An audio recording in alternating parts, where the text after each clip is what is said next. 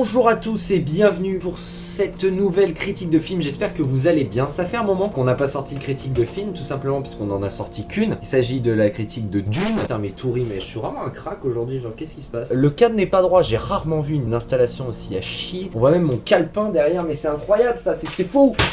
Ah ouais d'accord, ça s'arrache même les feuilles, super. On va procéder comme la dernière fois pour cette critique de film, on va procéder comme la dernière fois, donc en plusieurs parties, vous pouvez du coup les apercevoir sur la ligne en bas pour le visionnage. Comme la dernière fois, en termes d'organisation, on est avec une partie sans spoiler et avec spoiler, donc le moment où on passera à la critique avec spoiler s'affiche juste ici. Pour ceux qui n'ont pas vu le film, et bah restez pour le moment puisque je vais rester le plus général possible en essayant de donner quand même un petit peu mon avis, et après pour ceux qui ont vu le film ou ceux qui en ont complètement rien à foutre et qui veulent juste avoir un avis, et bah vous pouvez rester un tout petit peu plus longtemps du coup après la durée qui vous a été affichée. Donc on va commencer tout de suite par une réaction à chaud de ce film de Batman. Mais avant toute chose, c'est qui Batman? Tout le monde connaît Batman, tu te prends pour qui ou quoi là? Pour la réaction à chaud de Batman, déjà j'ai vu Batman il y a environ une semaine. Comment le définir? Je dirais un renouveau. Renouveau dans la franchise DC. Positif, négatif, je vais plutôt aller dans le positif. Je suis quand même assez fan des films assez sombres. Bien voilà, ce Batman apporte justement énormément ce côté sombre, puisque là on est sur un film qui n'est pas du tout adapté pour les enfants. Il y a vraiment des scènes qui sont quand même assez dures. Alors on n'en voit pas énormément, je veux dire c'est pas le dernier massacre à la tronçonneuse, de par la mise en scène, donc on y reviendra tout à l'heure, mais c'est vrai que tout de suite ce côté image très sombre, on l'a vu tout de suite dès la bande-annonce, hein, image très sombre avec très peu de luminosité et tout ça, bah forcément ça apporte une atmosphère assez angoissante, assez oppressante. En plus de ça, le méchant, c'est un méchant quand même un peu mystérieux, qui est un peu sans pitié, qui a justement envie qu'on le voit. Voilà, ce cocktail de facteurs amène du coup ce côté film pour adultes. Et c'est justement ce que j'ai aimé dans ce Batman, c'est qu'on n'est pas du tout... Vous voyez par exemple Aquaman, et bah c'est l'opposé complet d'Aquaman. Aquaman c'est des décors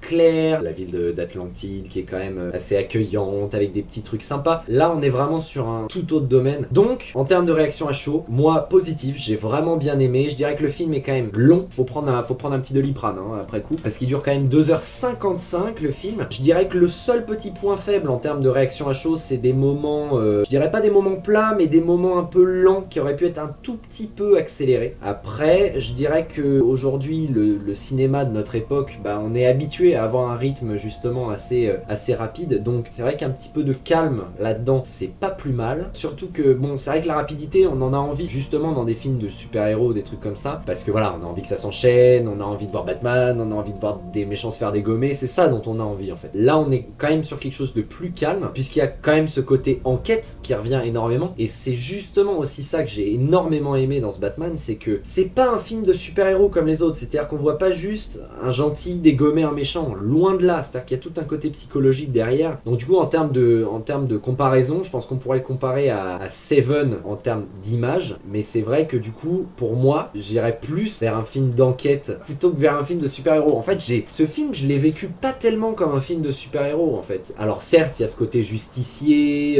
et tout ça, on retrouve pas réellement les codes. Donc le film est réalisé par Matt Reeves, donc un réalisateur que j'apprécie particulièrement, puisque du coup, on est habitué à voir des films quand même sombres de ce réalisateur, puisqu'il a réalisé notamment Cloverfield, avec justement cette façon de filmer caméra à l'épaule, et sinon il a réalisé du coup 2 des 3 planètes des singes, qui est une trilogie particulièrement réussie à mon goût. Avoir un Matt Reeves à la baguette justement d'un Batman, c'était quand même assez intéressant, parce que pour moi Batman c'est quand même un justicier qui est censé être sombre, qui a un passé très compliqué. Un Batman ça doit être sombre en fait. Donc c'est vrai que la trilogie de Nolan, c'est une trilogie que j'apprécie énormément, mais c'est vrai que on a ce côté sombre quand même qui arrive surtout dans The Dark Knight je trouve, avec l'apparition du Joker de Heath Ledger, mais il y a un côté sombre dans la trilogie de Nolan, mais pour moi on pouvait aller chercher encore plus dans le glauque en fait. Là on a un Batman violent en fait hein. Alors certes il a encore ses codes de ne pas tuer et tout ça, mais on s'y attendait hein, un Batman quand même assez agressif, mais là c'est vrai que...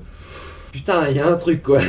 D'ailleurs, à chaque fois qu'il apparaît à l'écran, moi je trouve pas du tout qu'on le ressent comme un super-héros dans le film. Donc Matt Reeves est accompagné de Michael Giacchino, qui est un très bon compositeur de films. Ils ont déjà travaillé ensemble, notamment pour les films que je vous ai cités pour Matt Reeves. Il a fait par exemple la BO des 3 derniers Spider-Man avec Tom Holland, mais il a aussi fait des BO de Pixar aussi, donc là-haut, Les Indestructibles par exemple. Sachant que le boulot de Michael Giacchino était pas facile, puisqu'il succède quand même à Hans Zimmer, qui avait fait la musique du coup de la trilogie de Christopher Nolan. Pour succéder à Hans Zimmer, faut avoir quand même un petit peu de vécu, hein, faut savoir ce qu'on fait. Giacchino, il a voulu commencer à écrire la musique, tandis que le scénario était pas encore tout à fait écrit. C'est-à-dire que il voulait créer quelque chose sans être influencé par des plans. Il voulait tout de suite montrer ce que ça lui évoquait Batman, un peu comme Dune en fait pour Hans Zimmer et Denis Villeneuve. On a déjà eu plusieurs versions, faut changer, mais d'un autre côté, on est habitué à entendre des trucs pour Batman, vous voyez ce que je veux dire? Et du coup, c'est ça, il a voulu ne pas faire l'erreur en fait, Giacchino, c'est-à-dire qu'il s'est dit, ok, qu'est-ce que ça m'évoque Batman, en sachant que ce que ça lui évoque, c'est ce qu'on attend finalement d'une musique de Batman. Et la musique a joué un rôle assez important d'ailleurs. Bah déjà, Matt Reeves a tout de suite adoré la musique, il en parle même d'ailleurs comme quoi il a pleuré la première fois qu'il a entendu la musique. J'en doute un peu parce que la musique ne fait quand même pas pleurer.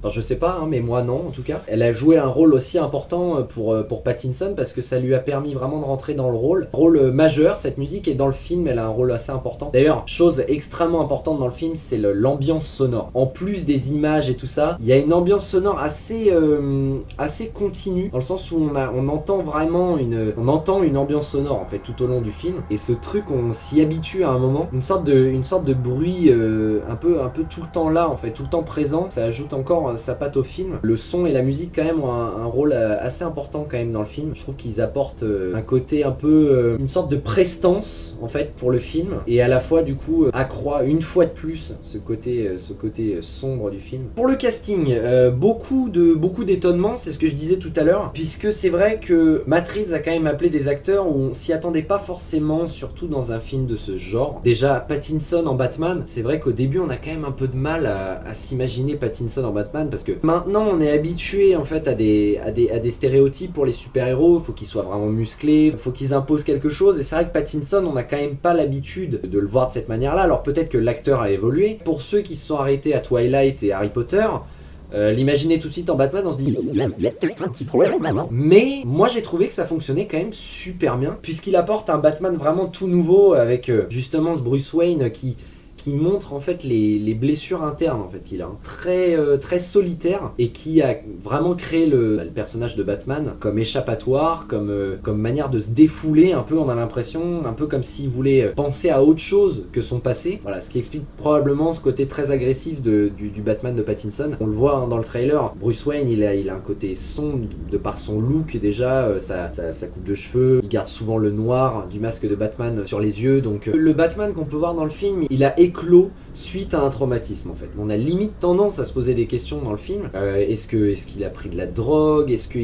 On se doute qu'il a traversé une période vraiment difficile, et qu'il a fini par trouver du coup cette façon d'extérioriser en créant du coup le Batman du film. Sachant qu'on le voit quand même très peu en Bruce Wayne, on le voit quand même majoritairement en Batman. Et puis son costume d'ailleurs fonctionne vraiment très très bien. J'aime beaucoup le look du costume, mais ça on y reviendra un petit peu après. J'ai tout de suite assimilé que Pattinson c'était Bruce Wayne, et le film il l'amène de manière assez naturelle, c'est-à-dire que tout de suite on se dit oui bah effectivement c'est Bruce Wayne, et voilà, c'est ta gueule. Pour moi vraiment DC Comics, il y a un côté plus sombre que dans Marvel. Chez DC Comics, c'est quand même des personnages qui sont quand même majoritairement sombres, sauf Superman avec son grand slip rouge, mais les personnages dans DC ont quand même plus tendance à être des personnages sérieux, avec un passé assez dur. Je parle vraiment des personnages principaux, hein, parce qu'il y en a qui vont me dire oui, Wolverine il a quand même pas un passé hyper sympa, Iron Man non plus. Mais quand même le personnage qui suit ce traumatisme est quand même plus fun que dans DC. Je veux dire, quand on compare Tony Stark à Bruce Wayne, ils ont tous les deux vécu quelque chose d'horrible, mais c'est vrai que quand même le super-héros en lui-même,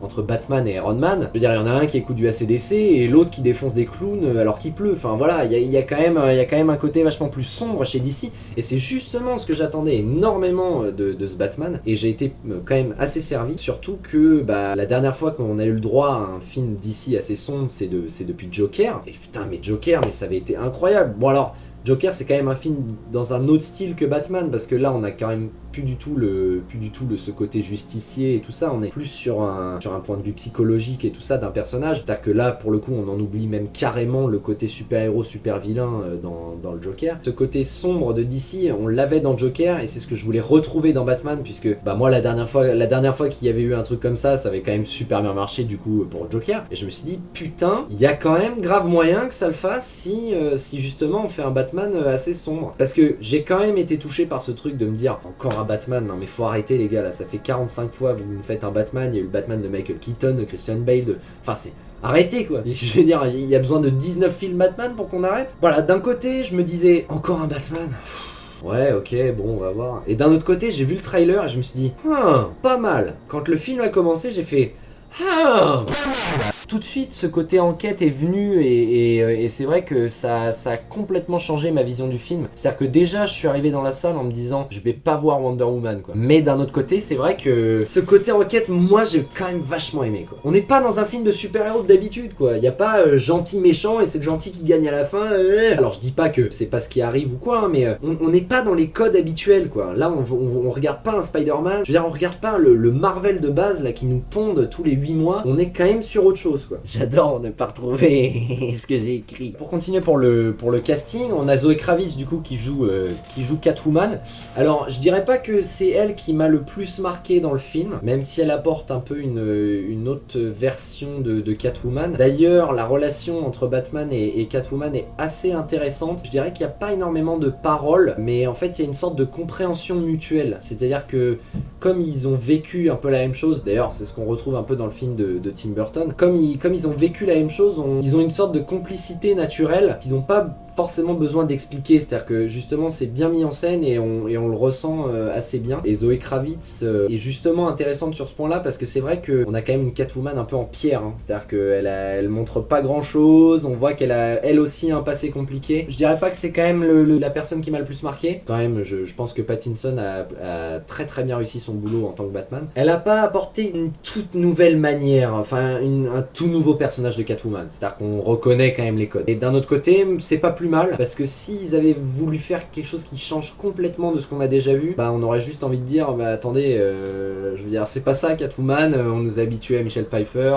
plus proche de la Catwoman de Michelle Pfeiffer que de la Catwoman de Anna Hathaway, ça c'est sûr. Qu'elle a ses propres idées quoi, et elle a pas d'influence extérieure, mais c'est... Moi d'un autre côté j'aime bien aussi, mais encore une fois, je dirais pas que c'est le personnage qui m'a le plus marqué, puisque c'est pas une totale nouveauté. Colin Farrell en pingouin, moi je dirais que ça fonctionne plutôt bien. Alors déjà Colin Farrell on le reconnaît pas du tout, hein, puisque voilà Colin Farrell et voilà le pingouin. Je veux dire, à quel moment vous trouvez une similitude entre les deux, Ça fonctionne plutôt bien puisque Colin Farrell joue assez bien le côté un peu mafieux et tout ça. Le pingouin n'a pas un rôle quand même extrêmement majeur dans le film, mais le peu de scènes où il est là, c'est sympa. Ça nous apporte déjà un pingouin différent qu'on a pu voir justement dans le film du film de Tim Burton, puisque c'est vrai que dans celui de Tim Burton, on a quand même un côté un peu ridiculisé du pingouin, avec un côté quand même animal. Là, on retrouve quand même un peu plus un côté humain dans le pingouin, qu'il est même directeur de boîte de nuit, enfin bref. Mais d'un autre côté, c'est un personnage qui certes dirige un grand nombre de personnes et qui est quelqu'un d'important quand même à Gotham et tout ça. Il y a quand même ce côté un peu ridiculisé dans le sens où déjà physiquement il est toujours pas au top, même si c'est quand même mieux que l'autre pingouin. Bon, il est pas en train de voler avec son parapluie, hein, mais je l'ai trouvé intéressant, même si du coup c'est quand même pas le personnage le plus développé du film. Alors après on a John Turturro en Falcon, il fonctionne plutôt bien. Il amène encore sa patte de clairement non prise au sérieux et tout ça, et c'est justement ce qui fait la beauté du personnage, c'est que même quand il est dans une situation où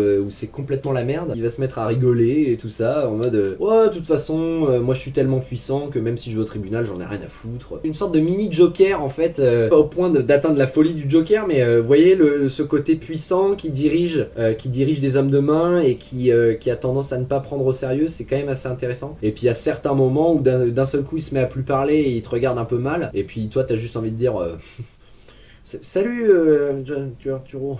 Alors après on a Andy Serkis en Alfred, compliqué. Je dirais pas complètement insensé, mais compliqué, parce que c'est clairement pas celui auquel j'aurais pensé si jamais moi je devais faire un film sur Batman, ça c'est clair et net. Surtout que moi j'avais adoré Michael Caine. On retrouve plus un côté, je dirais pas un côté pote, mais comme ils sont quand même assez jeunes, Pattinson et Andy Serkis c'est quand même nettement plus jeune que les Alfred qu'on a pu voir jusqu'ici. On reconnaît moins ce côté un peu paternité, c'est-à-dire un peu le grand-père attachant qui certes s'y connaît en termes voilà, de technologie et tout ça. Moi ce que j'aime bien chez Alfred, c'est ce côté réconciliateur, c'est-à-dire qu'on a envie d'aller vers lui, envie de lui, si jamais il y en a un problème, on a envie de venir le voir et qu'il nous donne ses leçons de morale puisque lui a du vécu et tout ça. C'est ça qui est intéressant chez le personnage d'Alfred normalement. Et c'est vrai que là chez Andy Serkis, on a quand même ce côté relationnel qui est très très mis en valeur, mais c'est pas la relation que j'aurais aimé voir entre un Alfred et un Bruce Wayne, même si encore une fois ça apporte de la nouveauté. C'est clairement pas le point que j'ai le plus aimé sur Batman. Pour moi le Batman est plus tourné vers le positif que dans le négatif. Malgré tout, il n'est pas parfait. Ça fonctionne bien, mais je pense que ça aurait pu être encore mieux si jamais on avait eu un Alfred plus réconfortant. Après d'un autre côté, si on avait eu un Alfred un peu plus réconfortant, ça aurait peut-être enlevé justement ce côté isolé de Bruce Wayne, parce que là en fait on a plus ce truc d'un adolescent, enfin adolescent jeune adulte qui essaye de d'oublier ses problèmes passés en faisant autre chose. Je pense que c'est pour ça qu'il a voulu choisir un Alfred un peu moins âgé et tout ça, pour avoir plus ce côté encore un peu sombre et un peu moins salut c'est Papy Moujo. Bon, et alors après là on arrive sur un personnage assez intéressant, c'est Paul Dano qui fait du coup le Riddler. On est sur un personnage extrêmement intéressant puisque là on a quand même un Riddler qui est totalement différent de ce qu'on a pu voir, puisque là on a vraiment un Riddler en mode bouché, un peu à la Saw, si vous voyez ce que je veux dire. Ah, moi je l'ai beaucoup aimé ce Riddler, il respire super fort et du coup on sent la maladie mentale du type qui a vécu un truc horrible et qui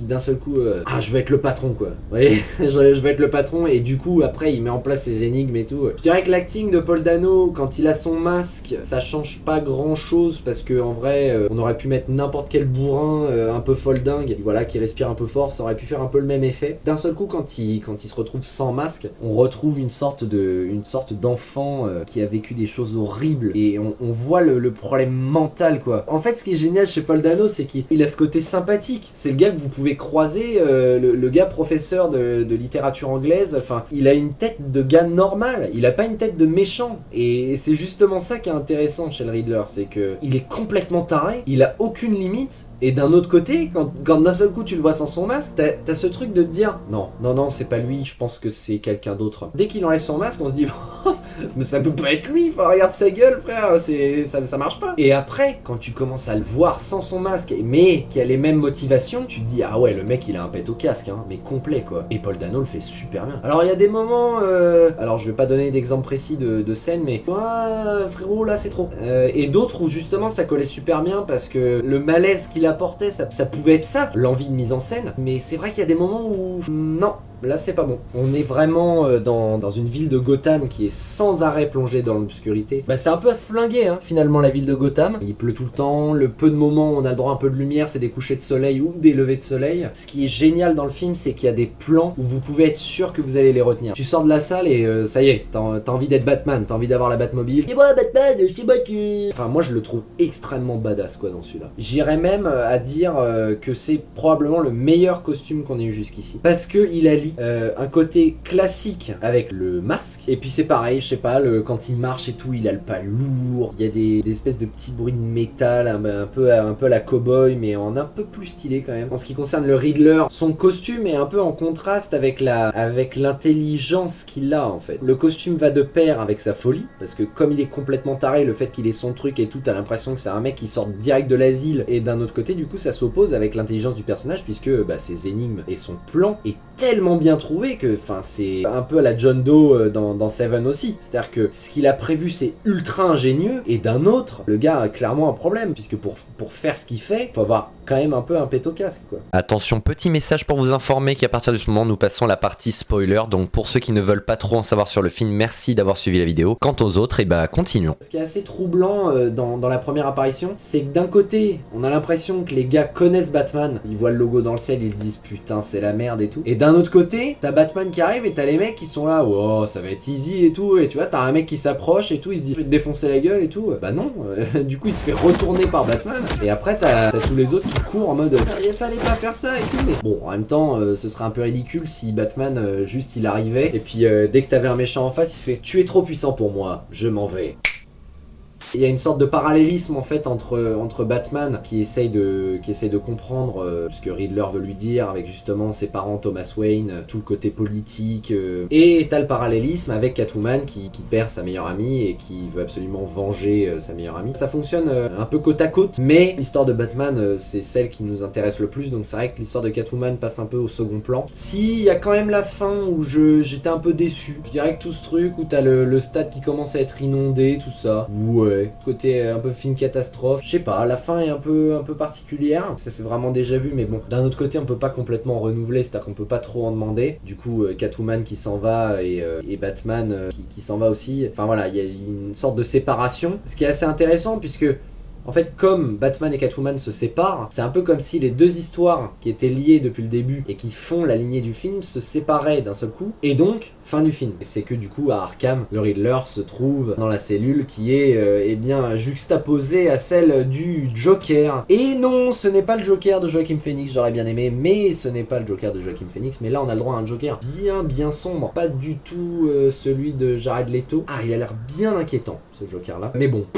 Il y a quand même encore ce côté de putain, vous nous ramenez encore un Joker et le prochain film, il va y avoir Catwoman qui va venir et puis il va y avoir le Riddler et le Joker qui vont s'allier et puis d'un seul coup, oh bah tiens, c'est bizarre, dans The Dark Knight il y avait double face et le Joker. Ça fait quand même très répétitif, non? Et de plus en plus, les gens se retrouvent à aimer des films comme Uncharted et tout ça. Alors, c'est très bien, mais ne vous limitez pas à ce genre de cinéma en fait. Le Batman, il est intéressant. Alors certes, c'est un film de super-héros, certes, c'est un super-héros qu'on a vu des milliers de fois, mais il y a un côté vraiment intéressant. C'est pas un film de super-héros comme l'habitude, quoi. On se retrouve très vite pour une nouvelle vidéo. Alors très vite, tout est relatif, hein, parce que c'est vrai que c'est un peu compliqué quand même ces derniers temps, on va pas se mentir, entre le travail et tout ça, de sortir des vidéos, c'est compliqué. En termes de critique de film, si vous aimez ce format, et ben nous allons sortir une critique du dernier Spider-Man probablement, où je serai accompagné du coup de Alex et de Taiko. Notre critique, je la trouve assez intéressante, et puis voilà, même s'il y a un espace, c'est quand même du contenu à vous proposer. Merci à vous d'être resté jusqu'ici. Et puis on se retrouve le plus tôt possible